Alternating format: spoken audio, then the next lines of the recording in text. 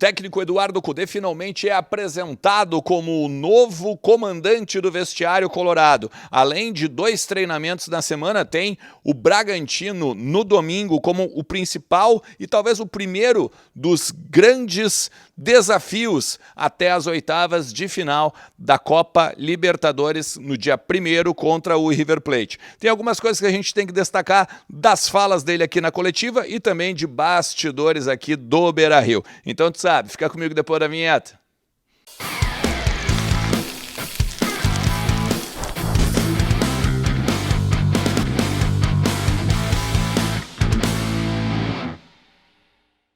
Fala Colorado, como é que vocês estão? Tudo certo? Tudo beleza? Vamos lá, vamos falar do Internacional, atualizar as informações aí do nosso clube e entender um pouquinho o que rolou, principalmente aqui nos bastidores da entrevista coletiva do técnico Eduardo Cudê, que foi apresentado, né, como novo comandante do vestiário, fez um treino, o segundo dele, agora aqui também no Beira-Rio, e aí tem alguns bastidores interessantes aqui, algumas questõezinhas que a gente tem uns pormenores, né? Vai conversando com um, vai conversando com o outro, e vai entendendo como é que as coisas estão funcionando ou vão funcionar. Faz o seguinte, fica comigo até o final do vídeo, te inscreve no canal, ativa também a notificação. Muito obrigado pelos novos inscritos aqui, mais de 30 mil já inscritos. Estamos muito, né, naquele passinho, despacito, devagarzinho, né, até ali os 40, 50, 60, quando vê, a gente bate os 100 mil inscritos aqui, pega a plaquinha, né? E aí vai ser aquela nossa conquista, né? Tanto eu aqui com os conteúdos, quanto vocês aí com a parceria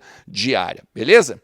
Deixa eu falar rapidinho sobre o treinamento. Mais uma vez, o Cudê cobrando muita intensidade, o Cudê fazendo com que os jogadores transpirassem bastante, né, pedindo muita dinâmica nos trabalhos em que a gente pôde assistir, porque o treino em determinado momento ele foi fechado pela assessoria de imprensa, mas tem 3 desfalques, né?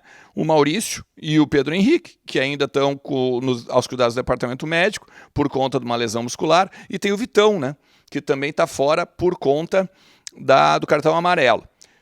Um cara que entrou agora também, né, na lista, vamos dizer assim, de ausências foi o Luiz Adriano, né? Ontem a gente gravou o conteúdo aqui e eu até disse que eu não ia mencionar muito até que o clube falasse, né? Foi a morte mesmo, né, da mãe do Luiz Adriano, todo mundo, inclusive o Cudê aqui, o próprio presidente Alessandro Barcelos também ofereceu condolências, né, à família e tal, e obviamente que a gente, porque conhece, está sempre aqui com o Luiz Adriano também, e a gente conhece o pai e a família como um todo, né, também fica muito triste.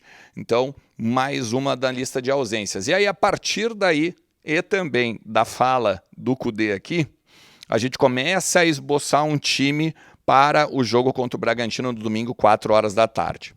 Primeiro que vale destacar o Cudê muito mais calmo, né? O Cudê muito mais tranquilo.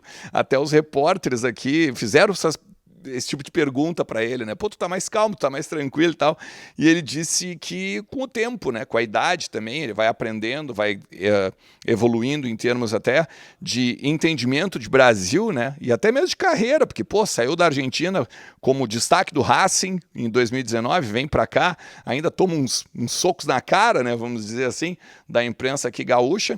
Daí vai para o Celta, aprende também um pouco lá no Atlético Mineiro, então retorna para o Internacional. Disse que não pode prometer nada ao torcedor, mas ele disse que o que ele pode garantir para o Colorado é que vai ter muito trabalho. E ele destacou essa palavra muitas vezes.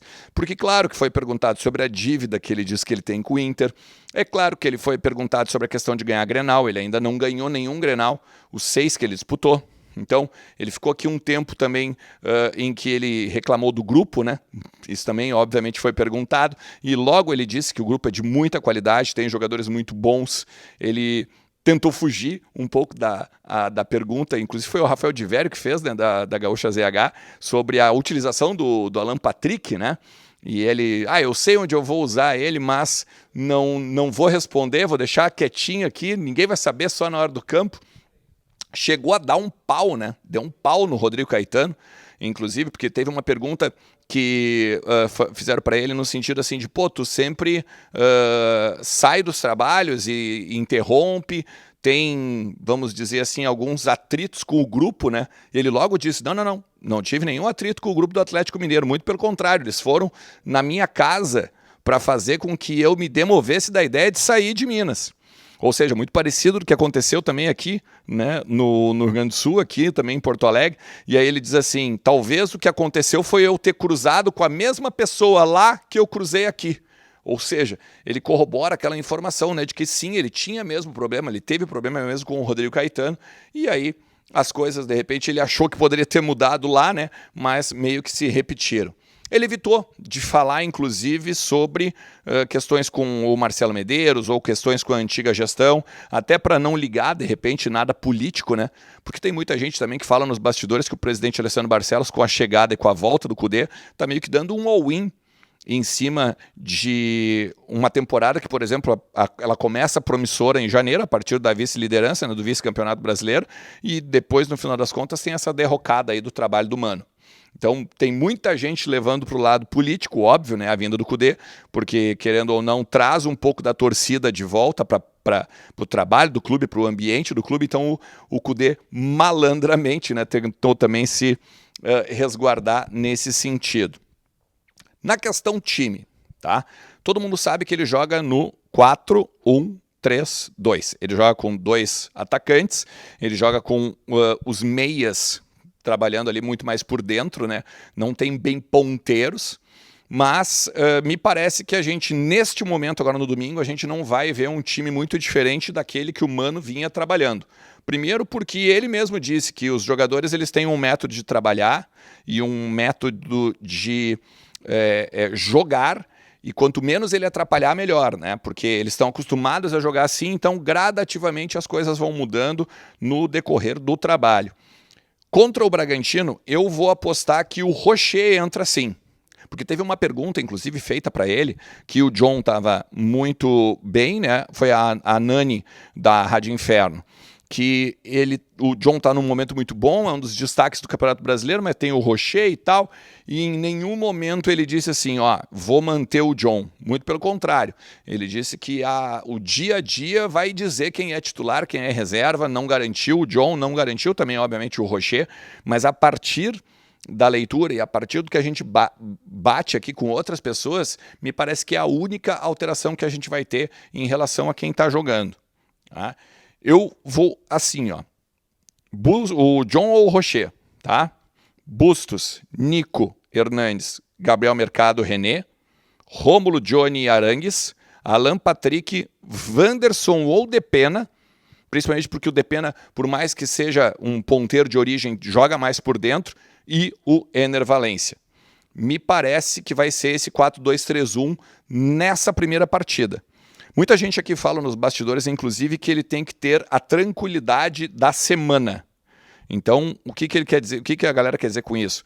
Ele tem que pontuar no mínimo lá em Bragança. Ou seja, 1 ponto, empate. Não quer dizer jogar pelo empate. Quer dizer que tem de pontuar, tem de fazer algo que dê perspectiva da mudança, do porquê mudou. Né? Então, muita gente fala sobre isso aqui, sem contar que, né, jogamos contra o Bragantino, aí tem uma semana novamente de trabalho inteira, e aí sim, joga no sábado contra o Cuiabá, para então ir à Argentina, pegar o River Plate na Copa Libertadores, né, pela primeira partida das oitavas de final. Eu sei que a gente estava falando muito sobre Kudê aqui, mas uns bastidores também, tá?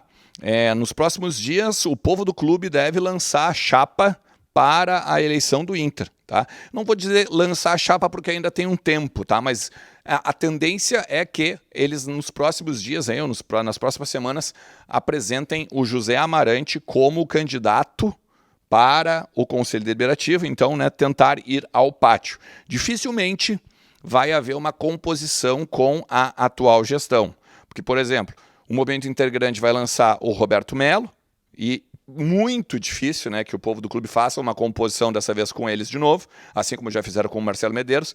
O povo do clube já tem, vamos dizer assim, aquele lance do gato escaldado tem medo de água fria, né? Então eles não vão fazer novamente uma aliança nesse sentido, e dificilmente eles vão apoiar a gestão, vão lançar o seu candidato, vão lançar sim a sua, vamos dizer assim, terceira via, né? A sua opção aí para de repente ir para o pátio, beleza?